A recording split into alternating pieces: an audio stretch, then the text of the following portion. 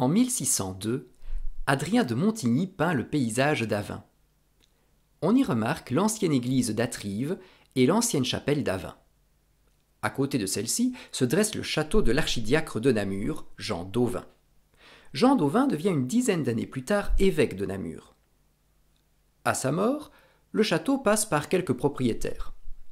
Dans la seconde moitié du XVIIIe siècle, la carte de Ferraris nous montre le château transformé en une grande ferme en quadrilatère. Quand Marie-Henriette Maréchal, veuve de Jean-Hubert Évrard Simonon, se remarie en 1816 avec le comte de Laau-Corsoirem, le château d'Avin passe aux mains de cette noble famille. Le nouveau propriétaire, Jean-Joseph Benjamin de Laau-Corsoirem, s'était illustré dans l'armée napoléonienne et dans le camp adverse lors de la bataille de Waterloo. Déjà décoré de la Légion d'honneur pour son courage lors de la bataille de Dresde en 1813, il fut nommé chevalier de l'ordre militaire par le roi des Pays-Bas, Guillaume Ier, et sera nommé chevalier puis officier de l'ordre de Léopold. Il transforme le château-ferme en une belle propriété seigneuriale de style empire.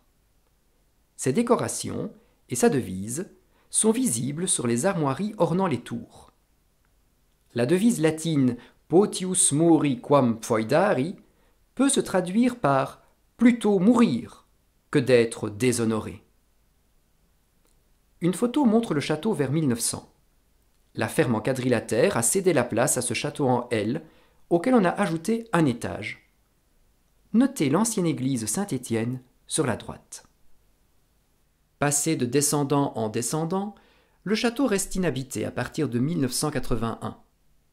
Rapidement délabré, le château est restauré par un descendant de Jean-Joseph Benjamin de Laau-Corsoirem, le comte Gérald de Laau-Corsoirem.